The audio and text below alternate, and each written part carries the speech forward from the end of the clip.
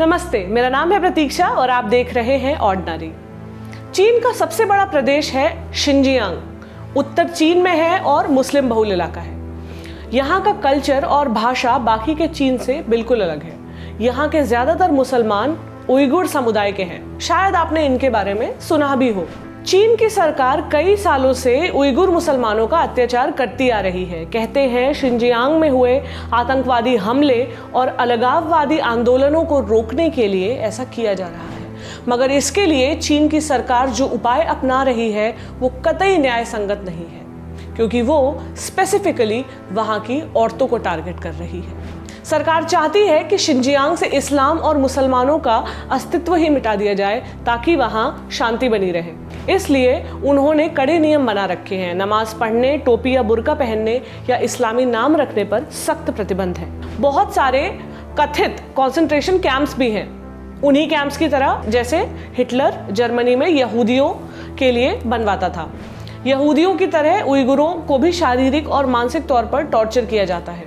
उन्हें बिजली के झटके दिए जाते हैं, दांत और नाखून उखाड़े जाते हैं।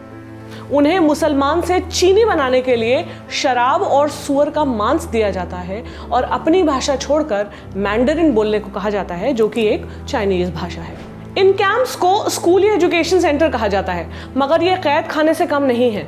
छोटे छोटे बच्चों को भी यहाँ रखा जाता है। यहाँ भेजे जाने की वजह कुछ भी हो सकती है, जैसे नमाज पढ़ना, विदेश में रह रहे दोस्तों या रिश्तेदारों से संबंध रखना या महज मुसलमान होना।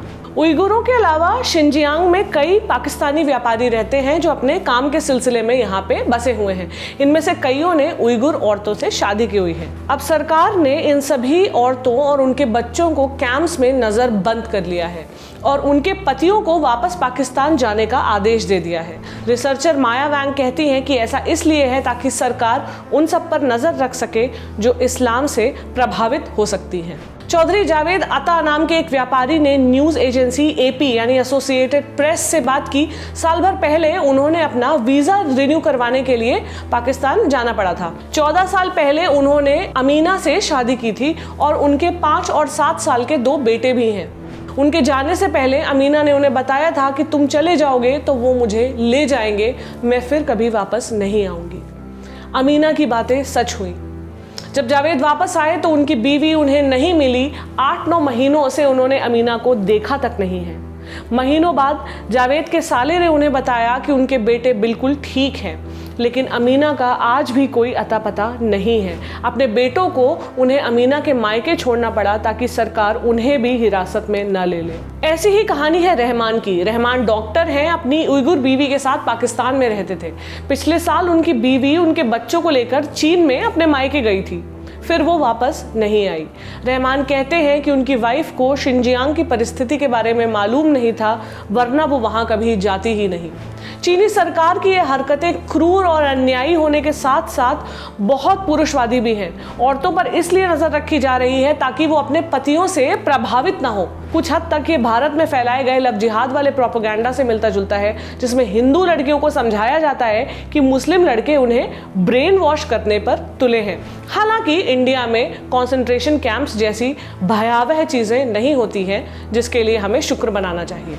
पर ये सोच ये मानती है कि लड़की खुद के लिए सोच ही नहीं सकती, उसका पति उसे ब्रेन वॉश कर देगा और वो हो जाएगी।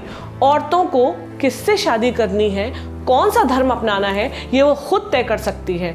नफरत फैलाने के लिए कम से कम औरतों के कंधे पर रख कर तो बंदूक मत चलाइए।